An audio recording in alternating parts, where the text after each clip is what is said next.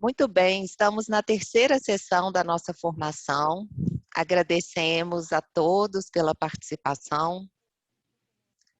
Esta sessão, assim como o próximo módulo, vai focar na atividade de incidência política ou militância.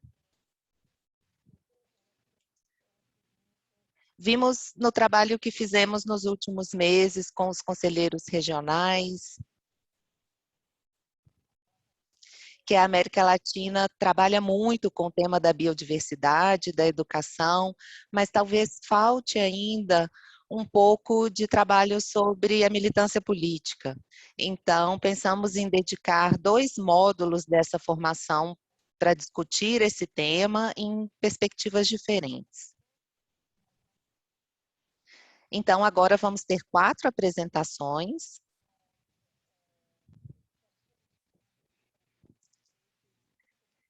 Temos a Madeleine Costa, que é o ponto focal da militância política na rede internacional. Trabalha na sede em Bruxelas e desenvolve esse trabalho de militância política na União Europeia. Ela também é uma oficial de política militar na sede do Slow Food em Bruxelas.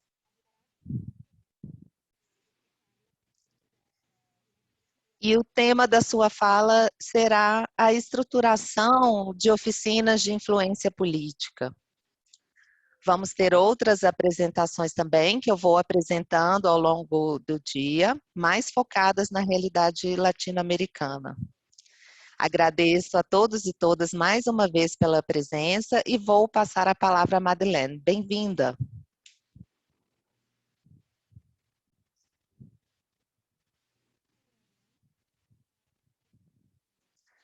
Bom dia a todos. Eu vou falar em inglês porque o meu espanhol não é muito bom. Eu falo um pouquinho de espanhol, mas peço desculpas. Eu acho que a Valentina está com a minha apresentação. Se você puder, por favor, compartilhar.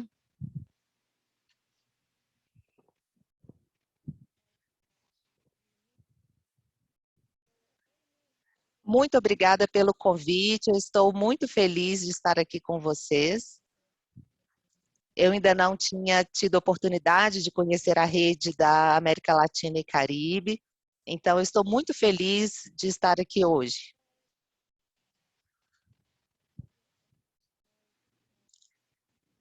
Eu estou escutando um pouco de barulho.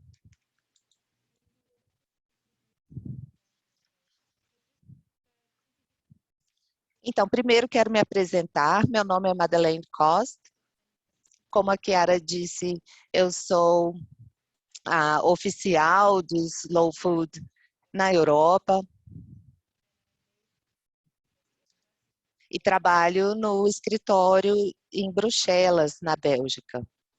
E a razão de ter um escritório em Bruxelas, porque é a capital da União Europeia, onde questões europeias são decididas e as políticas europeias afetam todos os países. Eu sou também o ponto focal de militância local do Slow Food. E a razão de ter um ponto focal em militância é desenvolver o trabalho que a gente vem fazendo nesse sentido. E temos um trabalho forte nesse sentido aqui na União Europeia, em Bruxelas, e a intenção é expandi-lo.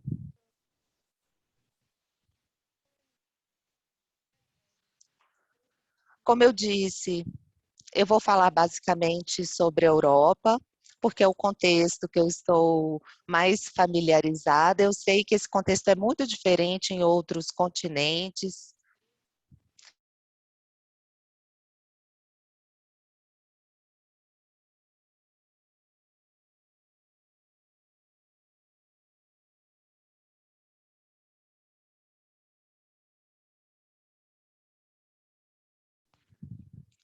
Então, o que eu vou dizer não necessariamente se aplica aos seus países e regiões, mas é interessante conhecer o trabalho que desenvolvemos aqui.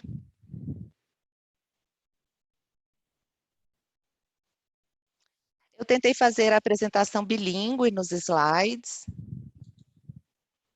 Então, o próximo slide é o mesmo conteúdo em espanhol, mas é basicamente algo que vocês já conhecem, é um chamado à ação do Slow Food. E hoje vamos focar no terceiro pilar, que é influir nas políticas dos setores público e privado, para apoiar a comida boa, limpa e justa.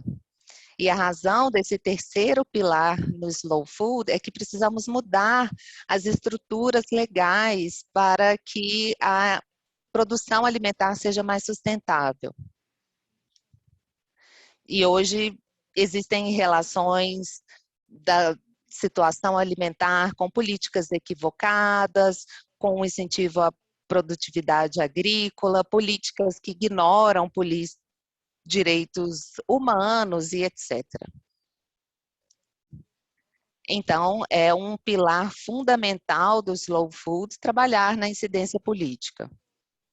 Podemos ir para o próximo slide.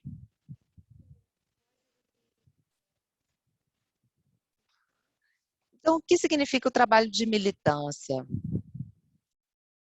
Falamos na influenciar os tomadores de decisão e as empresas. Vou dar alguns exemplos concretos de como poder fazer isso. Se estamos preocupados com o bem-estar animal, podemos influenciar os tomadores de decisões políticas a respeito do bem-estar animal, o uso de gaiolas na criação de animais.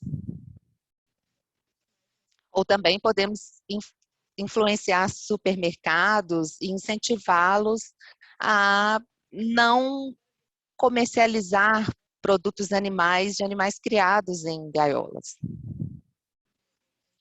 Então, ao influenciar, né, trabalhamos nessas duas direções, na influência política e influenciar também empresas. E o que significa a militância, o advocacy? Tem diferentes formas que a gente pode trabalhar, que a gente pode exercer pressão, por exemplo, o lobby, em encontros e reuniões face a face, ou através do Zoom, dado o nosso contexto atual, com políticos, por exemplo.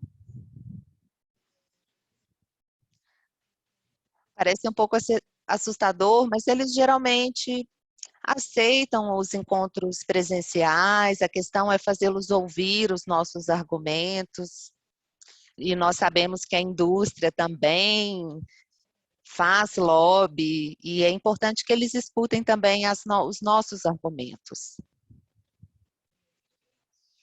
Podemos organizar mobilizações de cidadãos, organizar eventos, por exemplo, conferências ou mesas redondas, onde podemos convidar tomadores de decisão política para se apresentarem, também vão ouvir aos outros palestrantes. Por exemplo, sempre convidamos pessoas da União Europeia para que possam conversar com cidadãos, produtores e se engajar nessa rede. Outras atividades aqui em Bruxelas é que enviamos cartas conjuntas com outras organizações que têm objetivos semelhantes, sejam organizações campesinas ou de bem-estar animal. E a gente sabe que ter os logos, os diversos logos dessas organizações pode ter um peso importante. Fazemos também petições, declarações, desenvolvemos pesquisas para fundamentar os nossos argumentos e demandas. O trabalho de comunicação também é muito importante. E também trabalhamos para divulgar as nossas mensagens nos meios de comunicação, jornais, jornais online. E também podemos organizar campanhas educativas e de conscientização, porque os tomadores de decisões deveriam, supostamente, escutar seus cidadãos. Eu gostaria de mostrar para vocês as prioridades que o Slow Food tem aqui na Europa para 21 e 22. Esses são alguns temas que a gente trabalha na perspectiva da militância, na política de agricultura na União Europeia. Aqui trabalhamos também com o que chamamos de política alimentar comum.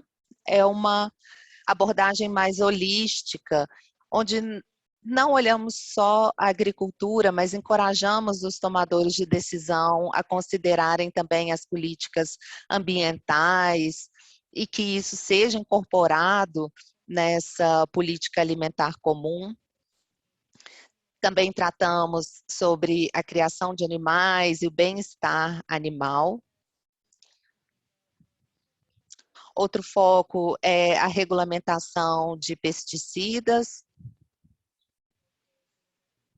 E tentamos incidir no nível da União Europeia para redução do uso de pesticidas.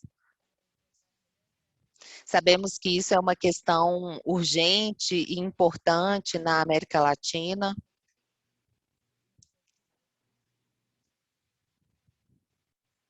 E existem algumas novas técnicas, né? Talvez vocês já escutaram falar delas. Aqui são alguns materiais que a gente publicou nos últimos meses.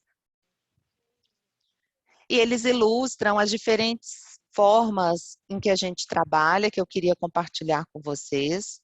No alto à esquerda é um documento que mostra as 10 prioridades que estabelecemos com outras 15 organizações em Bruxelas. Então, 10 prioridades que enviamos aos parlamentares da União Europeia. Trabalhamos juntos por algumas semanas, tentando identificar essas 10 prioridades em comum e enviamos diretamente para o Parlamento Europeu, divulgamos nas redes sociais, fizemos um barulho. E aí podemos também cobrar deles uma posição nesses temas, definição de prioridades. À esquerda, abaixo, é um convite para participar de uma consulta pública da Comissão Europeia sobre o uso de pesticidas. E essa consulta pública, eles convidam os cidadãos para participar. E aqui nós estamos convidando os cidadãos aos debates sobre essa questão. Aqui trata-se de um canal bastante formal que os governos têm para a escuta dos cidadãos. E à direita temos um exemplo de uma carta que enviamos com muitas outras organizações sobre a estratégia da Fazenda à Mesa. Então temos todos os logotipos das organizações que apoiaram e organizaram essa carta. E na direita abaixo, uma mensagem que enviamos recentemente, depois de 2 anos de campanha, conseguimos mais de 1 milhão de assinaturas nessa petição europeia contra o uso de pesticidas na União Europeia. Essa é uma petição que agora a União Europeia precisará avaliar e esperamos que eles estabeleçam objetivos para a redução do uso de pesticidas. Então, esses são alguns exemplos de ações que fazemos na União Europeia, exemplos de redes locais. Então, por exemplo, a petição estava associada a diversos grupos locais, eles estavam divulgando também essa informação, mobilizando suas redes e utilizando a petição como uma oportunidade de promover a conscientização a respeito desse tema. Por exemplo, tivemos um grupo local que coletou assinaturas nos mercados da terra na França. Esse é apenas um exemplo. Temos também uma ação de militância local na Holanda, outro grupo que está trabalhando no desenvolvimento de sugestões para sugestão para eleição holandesa que acontecerá nas próximas semanas.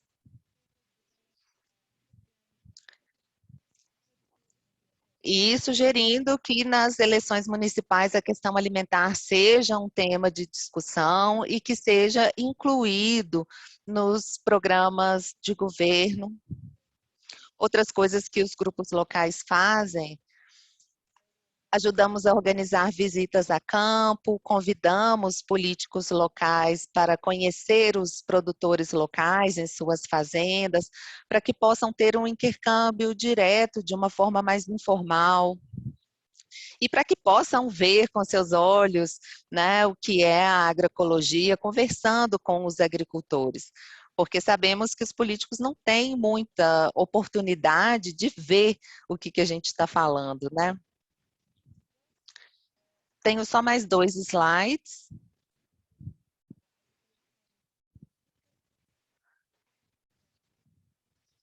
Você pode trocar o slide, por favor? Aqui eu coloquei links para algumas coisas interessantes que vocês podem buscar, artigos sobre desperdício de comida, pesticidas, biodiversidade. Aqui trabalhamos tanto no conteúdo, né, quanto no desenvolvimento desses documentos. Geralmente, né, esse conteúdo aborda as principais questões e a forma como o Slow Food propõe abordá-las e, geralmente, também recomendações políticas que queremos reforçar.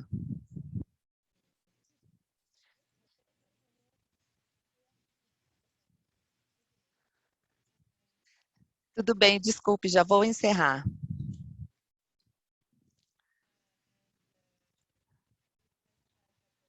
Aqui só quero enfatizar que o papel das redes sociais e dos meios de comunicação são fundamentais. Então, também trabalhamos com essa coordenação das nossas campanhas no nível nacional. Muito obrigada. Quero enfatizar que a militância não é tão complicada como parece. Tente conectar o trabalho de campo com demandas políticas. E todo passo, ação e voz é importante. Muito obrigada a todos.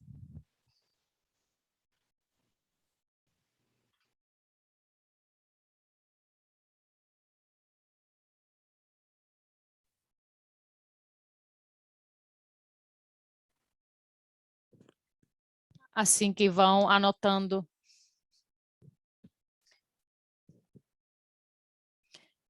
Passamos a palavra agora. É o coordenador da rede pela microdigestão da Associação Slow Brasil. A primeira participação de hoje dele em América Latina, e sua palestra tem como tema a articulação dos grupos de trabalho, a formação da base da rede e formação de alianças. Bem-vindo.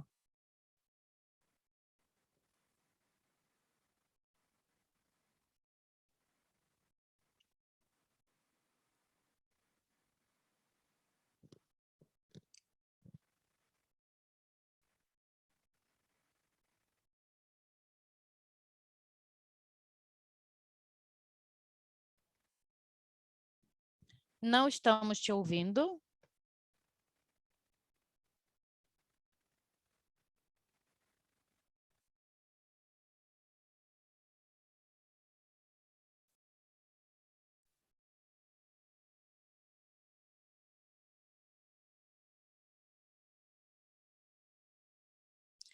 Pode ser que Glenn caiu a conexão dele. Não sei se...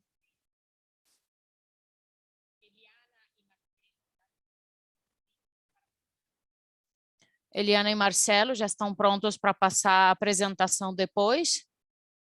Enquanto esperamos se Glenn pode entrar. Eu estou pronta.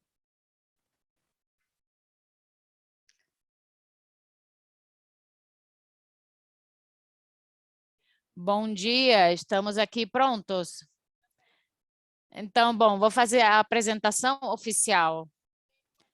Desde Equador, eu apresento Eliana, que é a comunicadora da Fundação Serviços para o Desenvolvimento Interativo, SEDAL, e Marcelo Izaga, que é o responsável da coordenação da campanha, que justamente é a campanha que vão apresentar hoje desde do Equador.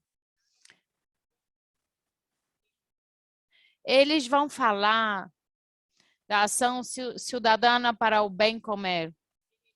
Bem-vindos, Eliana e Marcelo. Pode compartilhar com a gente, por favor, a apresentação? Muito bem, aqui vou compartilhar com vocês.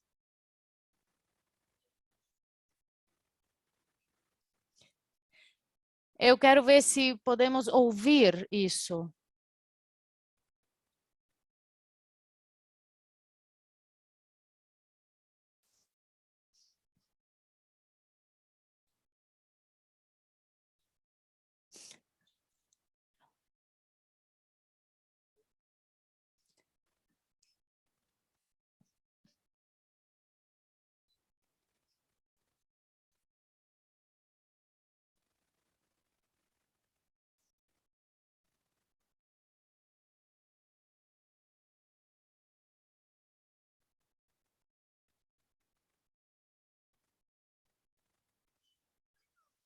Bom, hoje vamos falar desse tema da ação cidadania para comer bem, as experiências da campanha, que bom é.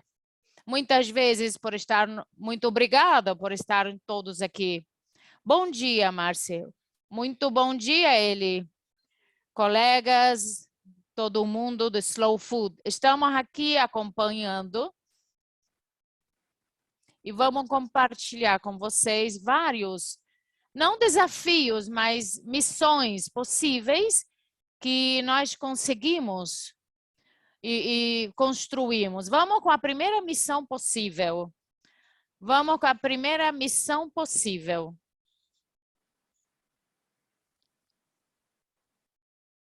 Então, estamos aqui. Sim, primeira missão possível, promotores de consumo responsável.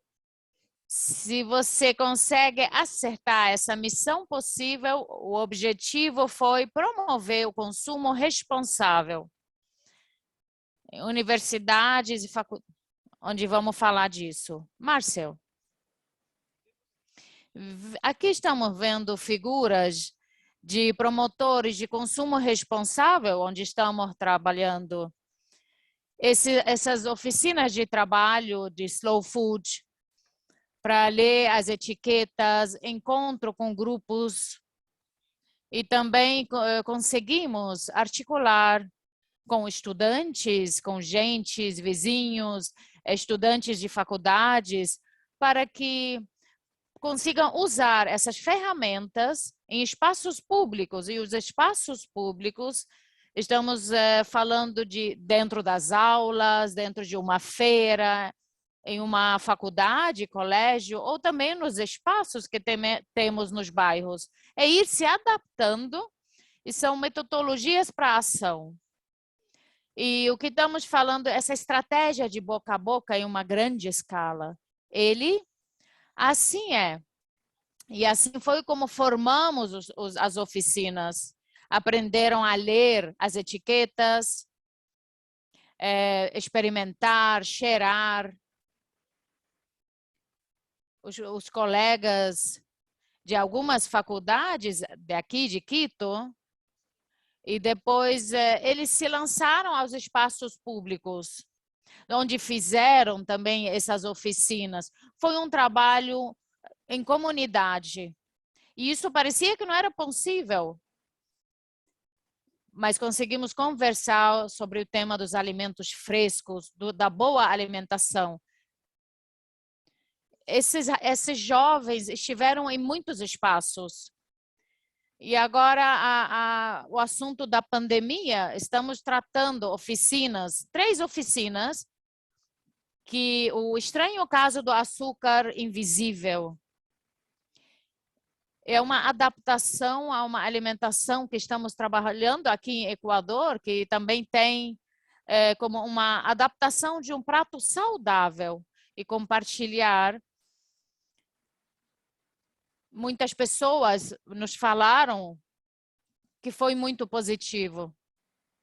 E também nas faculdades, não foi nenhuma dificuldade, ao contrário, em diversas carreiras, ciências exatas, o que nós vimos realmente é que o alimento é um espaço que nos permite a investigação. E começamos a descobrir que podemos formar e, a partir dessa informação, decidir o que queremos nos alimentar. Assim e o propósito de ciência política é de ter feito todas essas transformações no tema de ciência. Vamos ver agora na segunda apresentação. Enquanto que nos comedores universitários, pois várias faculdades começaram a contratar esses alimentos bons e deixaram de comprar uma alimentação ruim. Isso significou uma mudança muito grande para as pessoas na cozinha. As cozinhas que preparam 350, 400 almoços por dia. Estão justamente aí os cozinheiros que mudaram tudo isso. É uma outra forma, outra maneira de alimentação.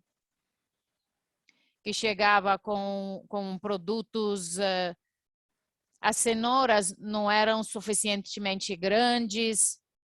Uma série de coisas que foram mudando nas cozinhas.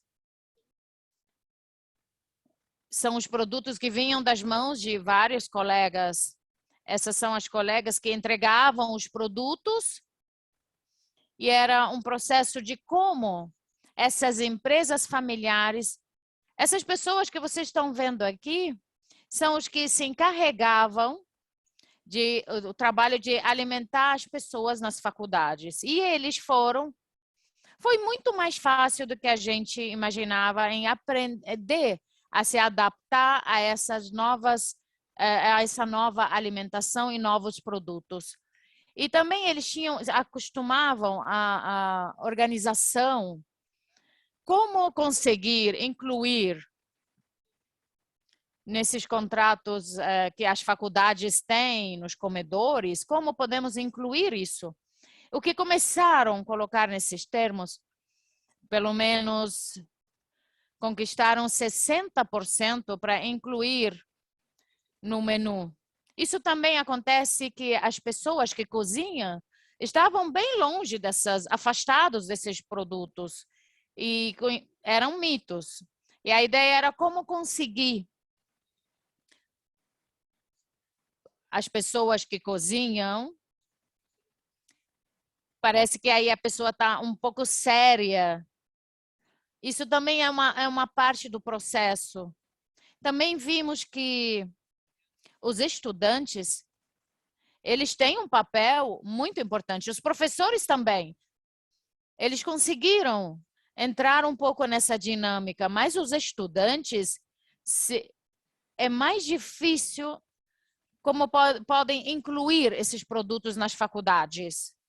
E isso nos permitiu a todos, a nós, para avaliar isso.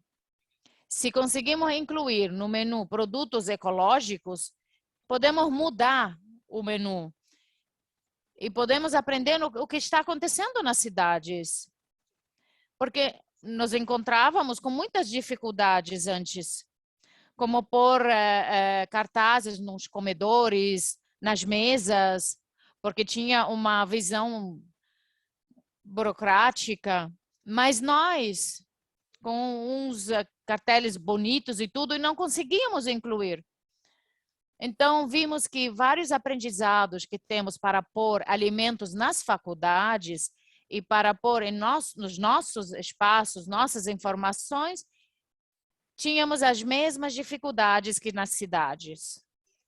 Sim, aqui amigos e amigas, vocês, os jovens, aí tem uma missão.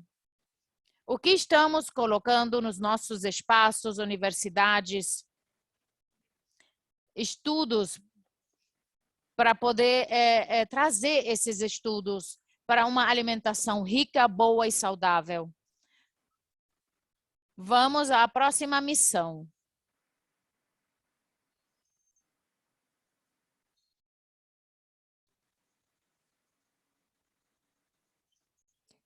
Nossa próxima missão possível, em realidade, é justamente acabar com a monotonia e, bom, propor para as universidades. E, claro, nos encontramos com o nosso colega aqui, é o chefe que estava trabalhando, preparava esses 250 almoços.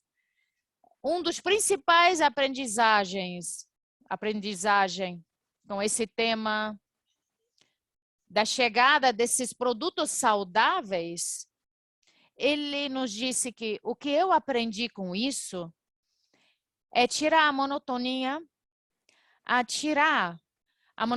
da vida, porque com esses novos produtos eu encontrei novas formas de preparar.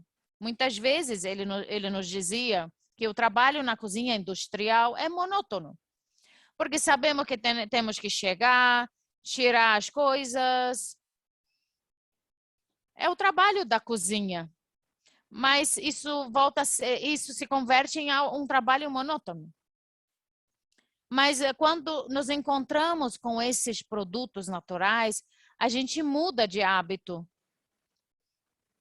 E quando vocês vão e olham para essas paisagens maravilhosas de plantações, e só em olhar nessas grandes paisagens,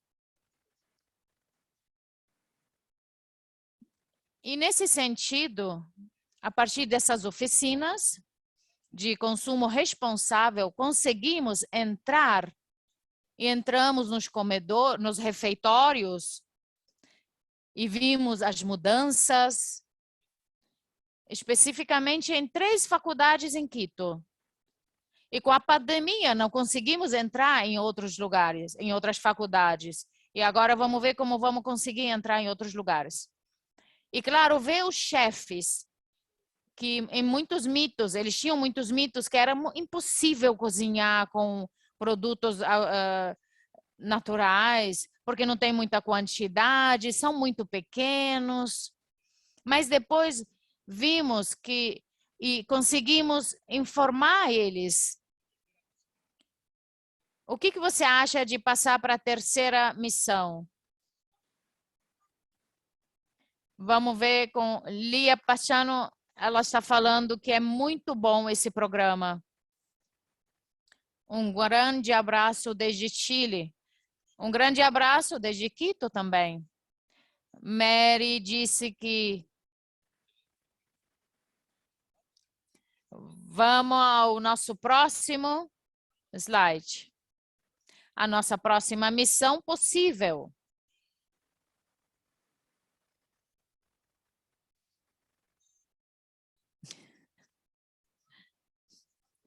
Errei com a próxima missão, me desculpem.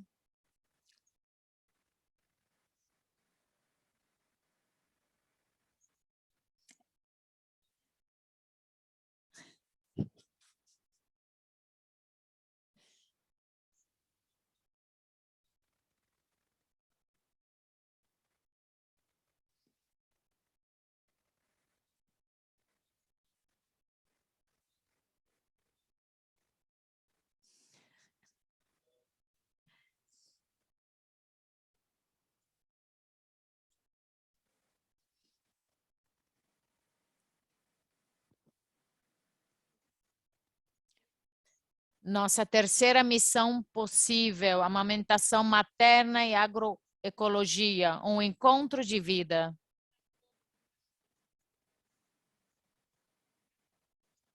Muito obrigada. O objetivo dessa missão possível é entender o ciclo da vida do alimento. Marcel, nesse sentido, nós conseguimos conquistar a importância de ver a cidadania alimentária, que é o primeiro alimento, que é a lactância. Como conseguir que essa lactância esteja dentro do nosso cenário e dentro dos alimentos frescos? Então, aqui fizemos e precisamos articular ações que nos permitam fazer encontros com que os que estão doando no banco do leite com o tema da amamentação, produtos, consumidores e consumidoras que querem fazer parte disso. Nesse sentido, conseguimos um mundo enorme onde falamos do primeiro alimento e como estamos fazendo para garantir que esse primeiro alimento não seja contaminado por fórmulas. E para entender também que esse segundo alimento são produtos que nos estão afastando dos produtos. Conseguimos um conhecimento que, através de produtoras agroecológicas, isso está acontecendo agora e queremos ver como que isso é possível, através da organização, através dos alimentos. Eli, muito obrigado a todos e a todas. Essa mensagem final é que os alimentos, e quero perguntar, quais são essas missões possíveis a esses alimentos que estamos trabalhando e que estamos fazendo em nossas localidades? Muito obrigado. Muito obrigado a todos. Foi uma dinâmica muito interessante. E depois do debate, vamos ter a oportunidade de falar mais sobre esse tema. Vamos agora passar a palavra a Glenn, desde o Brasil. Bem-vindo, Glenn. Estamos aqui para ouvi-lo.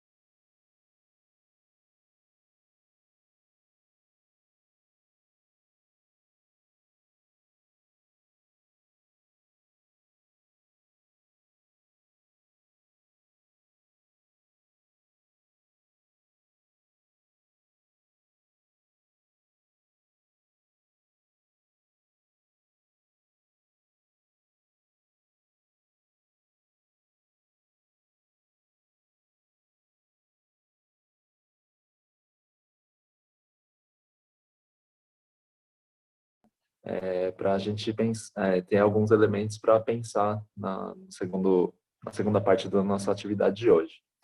Então,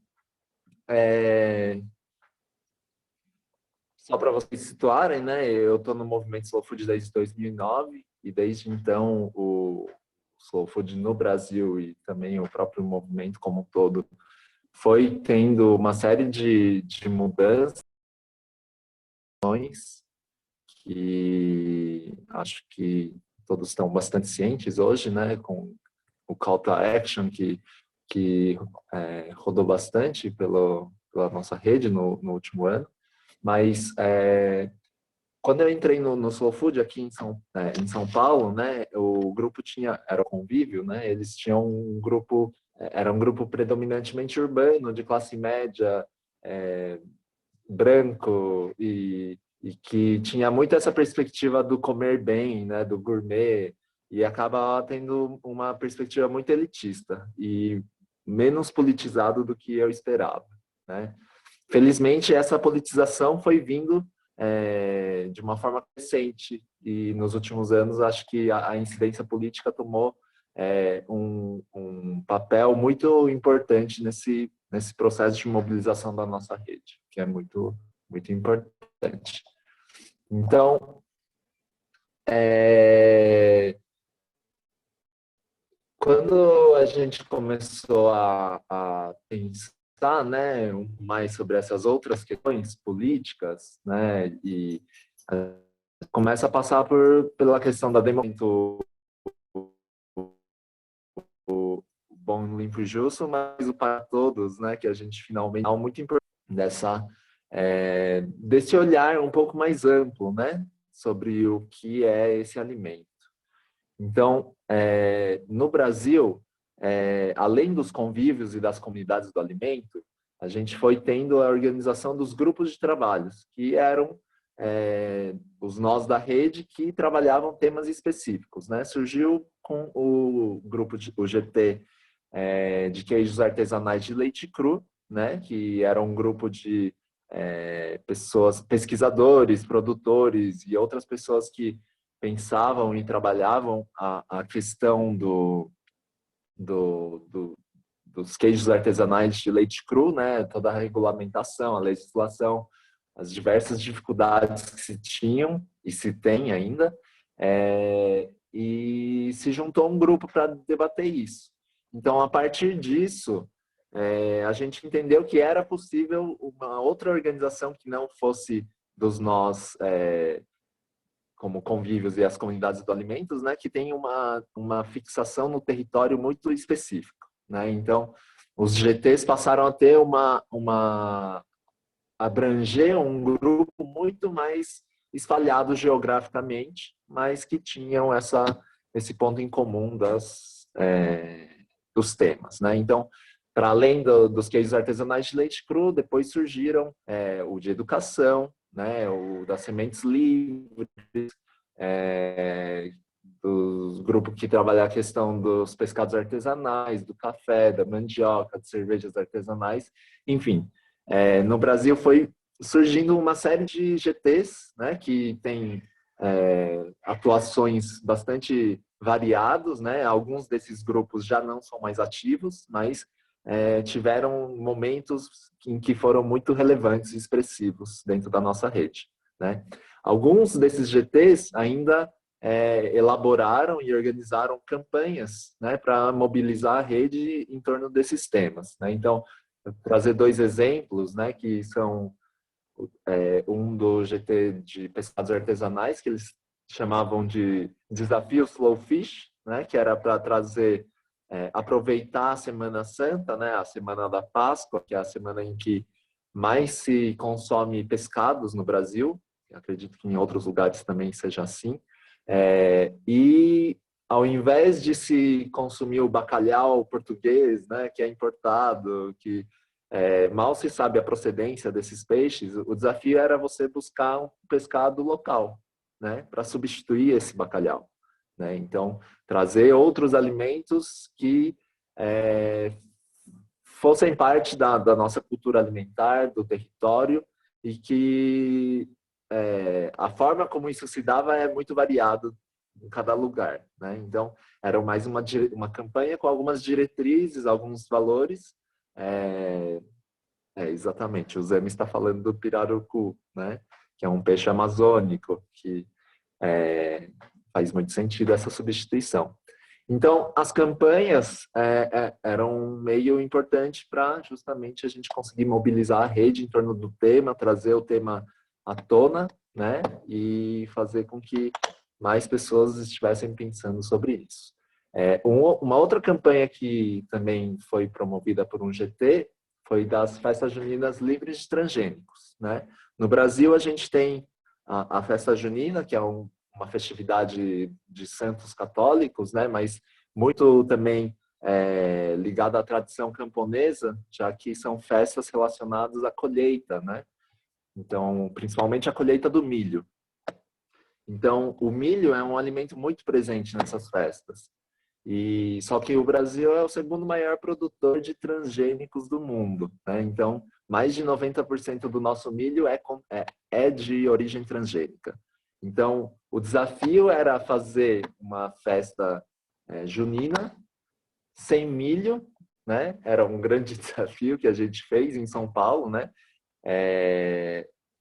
E a ideia era chamar os cozinheiros da nossa rede para repensar esse receituário junino, né? Para a gente, a partir do impacto da ausência do milho na comida, a gente conseguir trazer esse debate para o público. Então, eram festas, no geral, feitas em lugares públicos, né? Abertas ao público, e conseguindo atingir mais pessoas em relação a isso, né? No nosso, para além dos GTs, né, a gente tem toda essa questão de formação política que muitas vezes carece dentro da nossa rede, seja pela formação que cada um tem, né, acadêmico ou não, e muitas vezes a gente não passa por essas questões políticas. Então, quando a gente pensa no alimento, hoje em dia, para mim, é quase impossível desvencilhar a questão política da alimentação, né? E é necessário que os outros e os grupos, as comunidades slow food, os antigos convívios e todos mais, se apropriem dos temas que estão acontecendo, né, no mundo hoje. Então, aqui no Brasil, a gente conseguiu elaborar os documentos de posicionamento políticos, né? A gente se inspirou muito nos modelos que o próprio Slow Food Internacional tem publicado, e a gente conseguiu abranger 3 temas, né? A agroecologia, a questão das sementes e também do bem-estar animal. Então, esses 3 temas tinham documentos próprios do Slow Food Internacional, mas a gente quis trazer a realidade brasileira, né? E convido todos vocês a conhecerem esses documentos, pois acredito que, para além do Brasil, né, tenha uma realidade que dialoga bastante com as realidades de outros países latino-americanos, né? Inclusive, uma coisa que acho que a gente poderia fazer mais, né,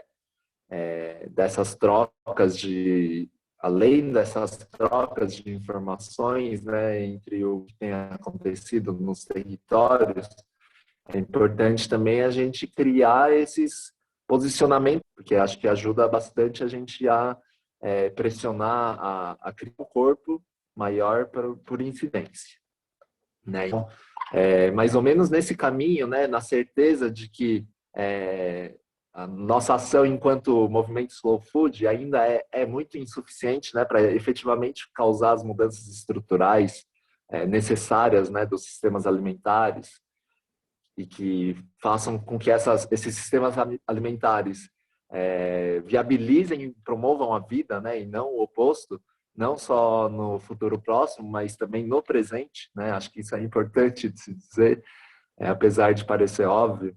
Então, a gente precisa se unir com outras organizações e movimentos sociais, né, que tenham esse propósito comum. Então, no Brasil, a gente compõe o núcleo gestor da Aliança pela Alimentação Adequada e Saudável, né, que é uma coalizão de mais de 50 organizações que atuam no advocacy, né, na incidência política,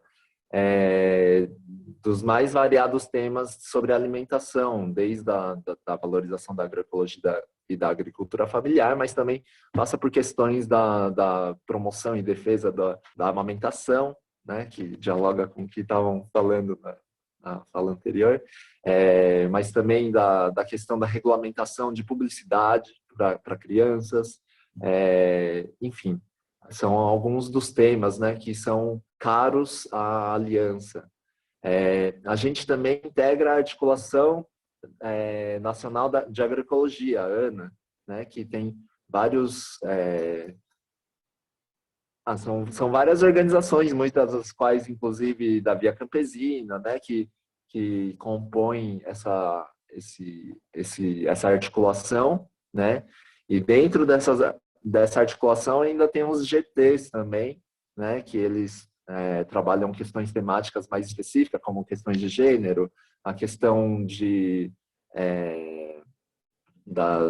da biodiversidade, né? Então, no GT Biodiversidade, por exemplo, a gente tem discutido essa questão das novas biotecnologias, né? Que também foi mencionado pela Madeleine no começo da fala dela. Outros coletivos também que são relevantes aqui no Brasil são da Campanha Permanente contra os Agrotóxicos e pela Vida, né? Que surgiu muito na época em que o Brasil passou a ser o maior consumidor de agrotóxico do mundo. Então, a gente tem, infelizmente, já estou finalizando, a gente tem, então, infelizmente, uma realidade em que 20% dos agrotóxicos do mundo são usados no Brasil, né? Então, existe uma questão de duplo padrão também, né? Porque a Europa proíbe agrotóxicos lá, mas importa alimentos que são produzidos em países que usam muito agrotóxico, né? E, por último, a gente compõe também a comissão organizadora da Conferência Popular de Soberania e Segurança Alimentar e Nutricional, né? Que tem muito debatido a questão do retorno da fome no nosso país. Então, o que eu queria trazer era mais um apanhado geral, né, de algumas estratégias que a gente tem adotado no Brasil. Espero que ajude a outros países também a adotarem e a criarem estratégias, não só essas, mas estratégias comuns também, que acho que ainda carece, né? E, enfim, acho que isso tudo é importante para que a gente não só tenha um futuro, mas um presente também. Então, agradeço aqui, desculpa exceder um pouco o tempo, e espero ter contribuído para a discussão.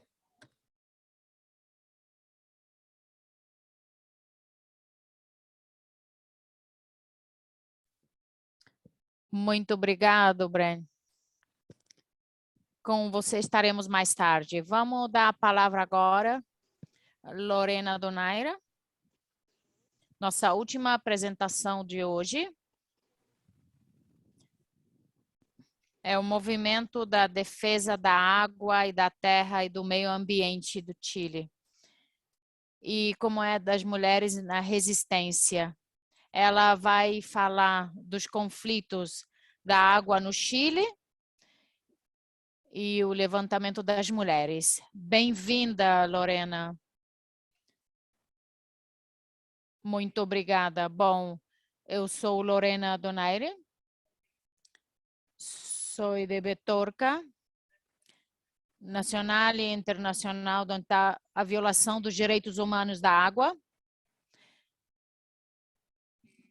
Hoje vou falar da consagração da Constituição Política de 1980, escrita na ditadura, principalmente o seu artigo 19, o direito particular sobre as águas, ou constituídos em conformidade com a lei. E daí começa o sem fim dos problemas nos territórios, bom, conhecido na Índia. E começa a chegar ao nosso território empresários, políticos, que em algum minuto foram parte. Em 1981 se consagrou o Código da Água, que é o suporte técnico da privatização da água no Chile. Isso quer separar a água do domínio da terra, e assim ficam os donos da água sem terra e donos das terras sem águas, principalmente os pequenos agricultores, que hoje, lamentavelmente, estamos vendo desaparecer essa comunidade pequena de agricultores. Para nós, o ano fomos declarados como uma zona de um lugar de catástrofe hídrico, principalmente para as zonas rurais, porque não tinha outra maneira de poder fazer, a não ser tomar um banho rápido. Também não recebíamos água de uma forma natural. Então, nesse estado de emergência, tivemos que mudar. E vimos que uma grande brutalidade, passar caminhões de pipa que entregavam às comunidades água para o seu consumo diário. E depois mudou, principalmente os empresários, que é o monocultivo da falta, se não outras regiões do país, onde levamos mais ou menos no ano 2009, por primeira vez, como fomos declarados como zona de catástrofe, e hoje decretamos 138 mais lugares de catástrofe. Hoje se concentra em 40 instituições privadas, particulares e principalmente de estados que têm a ver e que nada resolvem para as comunidades, tendo mais de 1.400.000 pessoas com falta de água. Isso se traduz a uma entrega irracional do consumo. Eu tenho aqui uma comunidade que é minha vizinha, recebem 15 litros de água a cada 2 dias. É uma quantidade muito menos esperada. No ano passado, em plena pandemia, exigimos para o Estado que entregue mais água às pessoas, porque vimos que uma província aqui que era a mais afetada por não ter suficiente água e nem as condições mínimas de higiene. Na verdade, foi uma situação que apertou o questionamento da vida nas comunidades, porque muitos ofícios desapareceram nos diferentes territórios de homens e mulheres, principalmente comunidades de famílias de agricultores que viviam daquelas fontes de trabalho e que hoje, lamentavelmente, tiveram que mudar a sua forma de viver e sair dos territórios. E a consequência dessa privatização de água ao longo de todo o país, e esse modelo em questão no Chile, que tem hoje mais de 138 decretadas como lugares decretados como espaços de catástrofe. E isso é mais um negócio muito escuro. E a gente compara ele quase com o narcotráfico. Isso traz consequências para os territórios, desflorestações, desmatamento. Hoje, por exemplo, na província de Petobar, e as organizações de usuários de água tiveram que passar, os canalistas tiveram que passar a uma organização para consumo de água subterrânea, que é a lei da água, se concentra novamente nos grandes especuladores, que o Estado do Chile entrega a água de forma gratuita. Então, lamentavelmente, o aproveitamento de água ele cai sobre as transportadoras florestais e que hoje, pessoalmente, as comunidades têm, lamentavelmente, mudança de vida, que eles tiveram que mudar essa comunidade.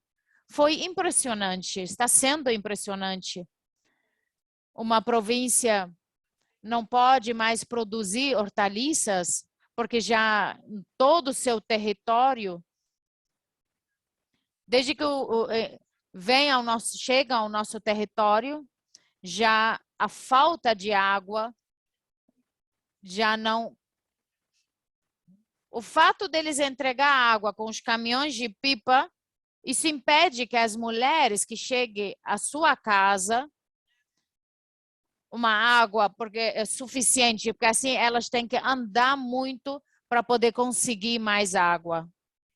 Isso faz mal à sua saúde.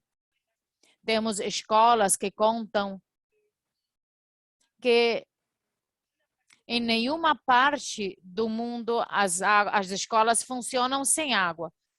Mas aqui, sim, aqui as escolas estão funcionando com muita pouca água. Isso também, as crianças aqui não conhecem, desde os 16 anos de idade, nunca viram um rio cheio de água. Isso é muito difícil para eles chegar a um lugar onde tenha.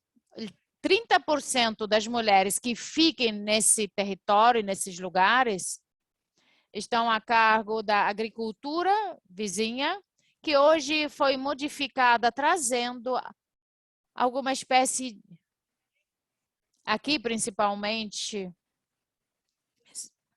formamos e construímos espaços para mudar a sua forma de agricultura, no que realmente é um pouco difícil, porque não é um produto que em Chile se consuma em grande quantidade.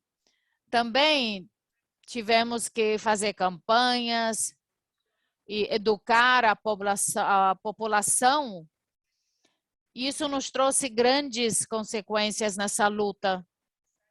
Mais de 10 anos nesse território, no Chile. Hoje, um movimento de resistência que nasce na província e ele está se estendendo dentro do país, porque na realidade, vocês vão pensar que no sul do Chile tem muita concentração de água, mas lamentavelmente também temos falta de água e as famílias estão recebendo também água de caminhões de pipa. E lamentavelmente sigue dando certeza jurídica aos que especulam a água e aos que têm direito de aproveitar a água, que são os agronegócios. O tema da água não é o único problema aqui no território da província. Hoje temos aqui 39 problemas, porque a província é muito pequena. Somos só 70 mil habitantes.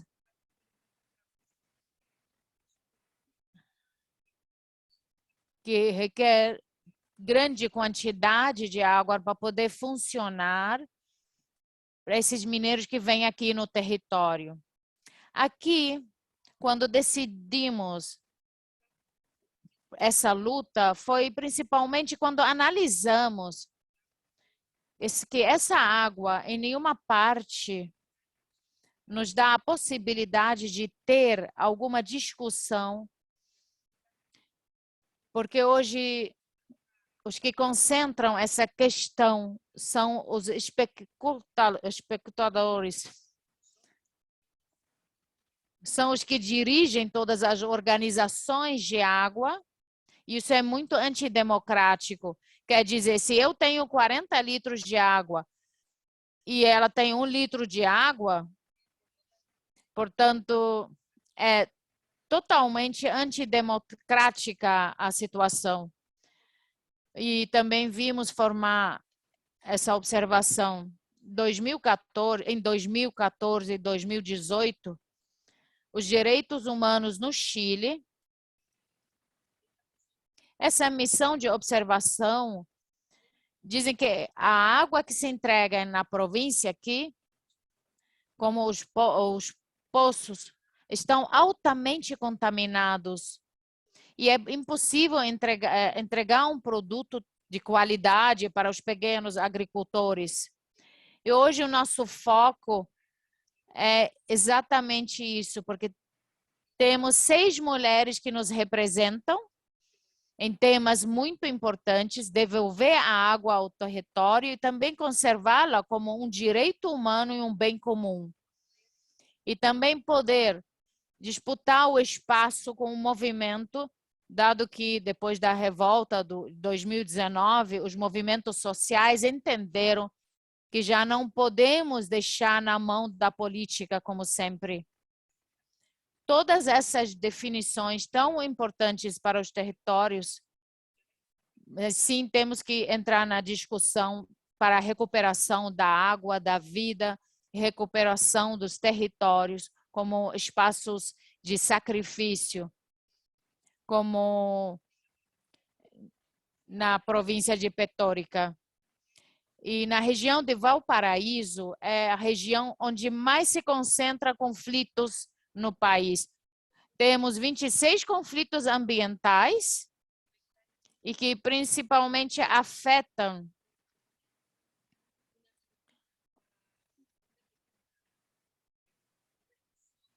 uma grande relação com o mundo político, porque, por exemplo, como um dos principais ladrões da água, um dos grandes ladrões da água, temos um senador, Coloma, temos distintos na província de Petorca. Também tem essa concentração de água.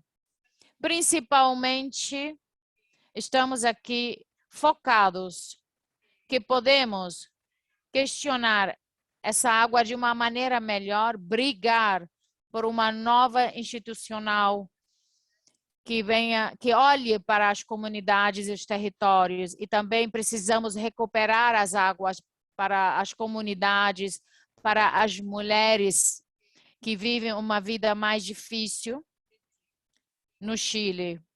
Quero agradecer a esse convite a todos e esperamos também que podemos fazer essa mudança na América Latina.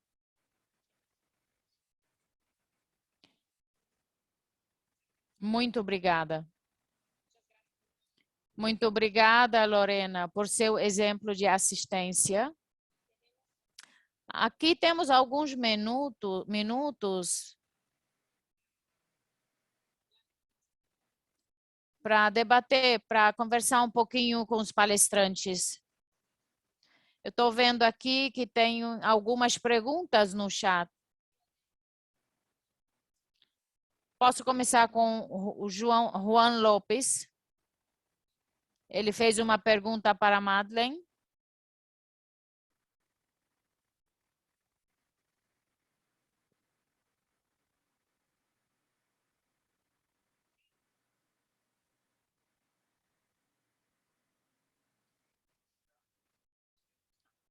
Bom dia, boa tarde. Eu queria perguntar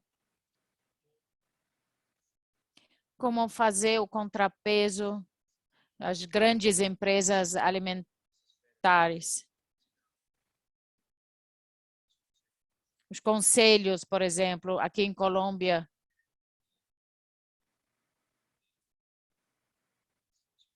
Empresas nacionais.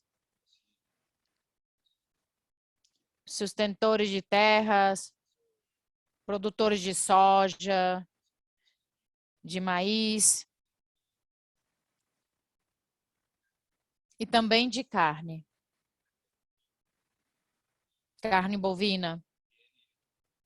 E também, não sei se aí encontra peso, mas essas empresas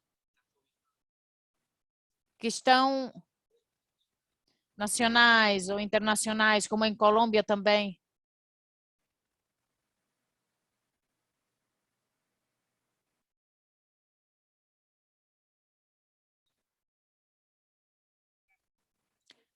Obrigado, Juan. Não sei se algum palestrante pode responder.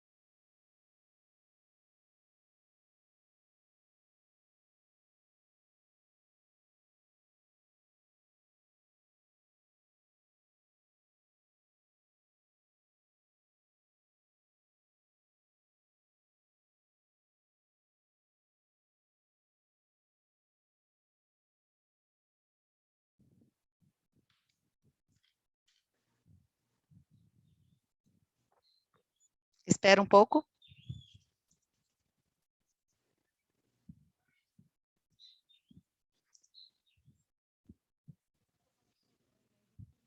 Então, também estabelecemos parcerias com outras organizações do mercado de varejo, supermercados, sobre os alimentos geneticamente modificados, organizações ambientais, que trabalham no setor de saúde pública ou que defendem direitos do consumidor. Então, eu acho que é importante estabelecer essa aliança com organizações de diferentes naturezas, também com pesquisadores, especialistas acadêmicos, que podem nos fundamentar com evidências científicas. Também é importante promover a conscientização. O Slow Food tem uma forte mobilização na Europa de dezenas de milhares de pessoas, então é muito importante também fomentar essa mobilização. E essas diferentes organizações, elas dialogam com o público de formas diferentes, e hoje tem o desafio da difusão de mentiras, e é importante a gente atuar nesse sentido também, né, e fazer com que eles sejam responsabilizados, assim como investigar, né, e não permitir que as empresas possam passar ilesas da difusão de mentiras. Não sei se essa é a melhor resposta, mas acho que são coisas importantes de considerar.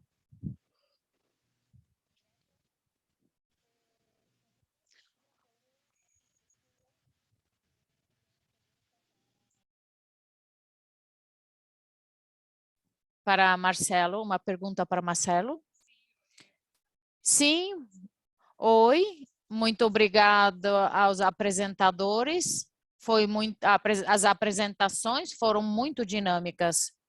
A minha pergunta, como fazem com a burocracia, ou com a resistência, com as pessoas que estão a cargo da alimentação desses lugares, para poder fazer isso com os produtos que são agroecológicos? Eu posso responder.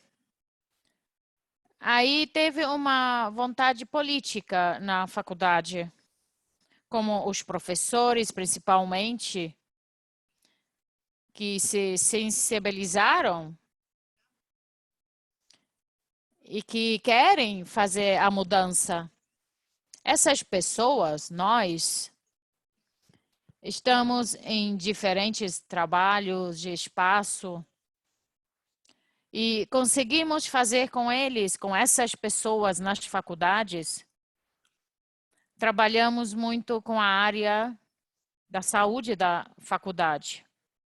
Eles têm o departamento da saúde e eles começaram com a sua influência e poderes a fazer a mudança. Fizeram primeiro uma feira ecológica. Essa feira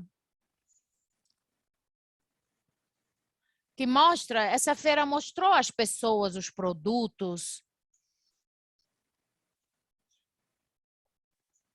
Também o próximo passo foi o contato, fizemos contato com os restaurantes, né? E conquistaram com os termos de referência. Eles se encarregaram disso para a contratação dos produtos e colocaram nos termos de referência. E com isso, esses termos de referência, eles entregavam às empresas que ofereciam as comidas nesses refeitórios. Com essa legalidade, com essa burocracia, é um processo mais administrativo. E não foi fácil, porque tivemos que fazer várias reuniões, insistimos muito. E o tema da saúde é um tema muito importante, na verdade. quando pelo menos aqui no Equador, 7 de cada 10 pessoas adultas temos um sobrepeso. Então, é muito importante comer esses produtos orgânicos, frescos, saudáveis. Mais ou menos até aí. Márcia, você quer falar algo mais?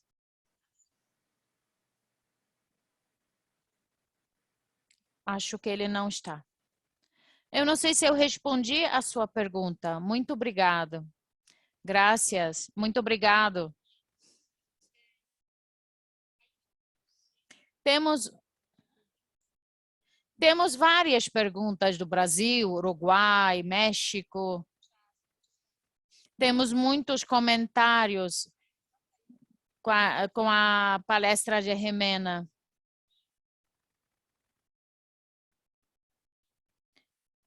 Uma pergunta para a Lorena. A minha pergunta é: qual é o maior desafio que tiveram para influenciar políticos? E qual você considera que é o maior desafio desses problemas? Muito obrigado pela pergunta.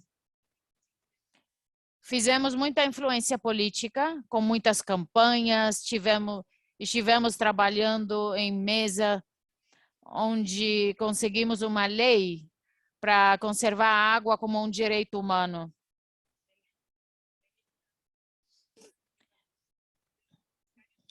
Da parte dos empresários, dos políticos, que tinham o direito do aproveitamento da água. Por exemplo, estávamos falando do híbrido de Pinheira, por exemplo, e bom, esse gabinete hídrico, eles concentravam 29 mil litros de água, que é uma água contínua para uns 16 milhões de chilenos. É claro que é um desafio muito grande, mas quando se planteia para escrever uma nova Constituição, claro que nós novamente nos pusemos à disposição do processo. Hoje temos 100 mulheres que influem muito na Constituição, no processo da convenção, e que hoje estão liderando os ecoconstituintes, e muito orgulhosas e contentas, e acreditamos que realmente é um movimento, porque chegou o momento de entrar, jogar. E assim também o Rodrigo Mondaca, ele foi um dos mais votados a nível nacional. E ele foi o governador da região de Valparaíso. Assim que, para nós, principalmente a influência na política, conseguimos desde os movimentos sociais no Chile. E baixo essas condição de consagrar a água como um direito humano. E também muito direcionado ao mundo dos povoados originários, e como uma condição, essa concepção de água para essas comunidades. Acredito que essa revolução, como eu chamo, do Chile, desde 2019, ela consegue mudar o rumo da política e entramos todos a disputar vários espaços lá dentro. Hoje eu estou me candidatando a uma candidatura para o distrito de Valparaíso. São movimentos sociais que podemos disputar. E vamos também com a ideia de consagrar e implementar a nova Constituição. Isso, sem dúvida, será assim. Muito obrigada pela sua pergunta. Como última pergunta, eu vou deixar a palavra a Alexandra Garindo, de Colômbia.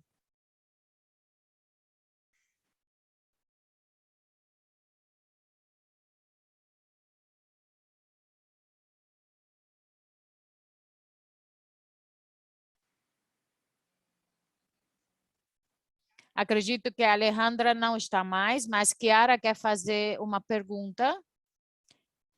Chiara, pode falar? Oi.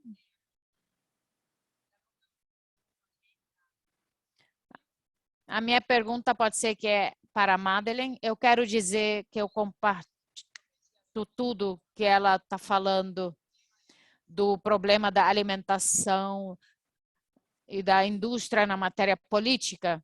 E eu sempre me pergunto, essas barreiras que se apresentam e encontro a luta política, qualquer luta pode ter pelo menos para mim, eu vejo que tem muitos limites. Como posso pular essa parede?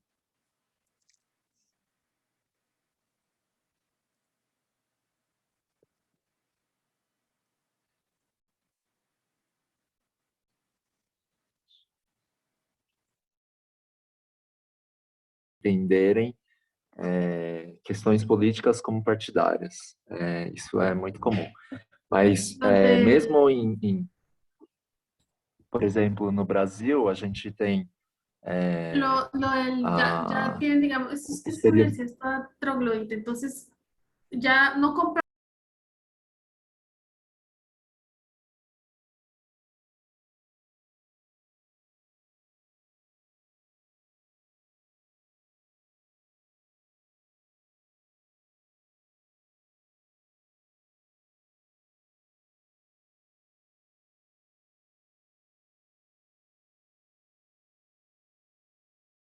que isso fica muito evidente, né, principalmente nos períodos eleitorais, né, em que a gente precisa incidir sobre os candidatos que dialoguem, né, com as questões que são de interesse comuns, né, e que são para o bem comum da sociedade como um todo, e não para interesses econômicos particulares. E acho que a forma como a gente aborda, né, esses temas, que a gente precisa ter esse cuidado, porque de fato é muito fácil, né, quando tem algum candidato de determinado partido que é mais progressista e que acaba tendo uma aderência maior com as temáticas que a gente atua, muitas vezes as pessoas entendem que então a gente é partidário daquela pessoa, daquele candidato específico, né?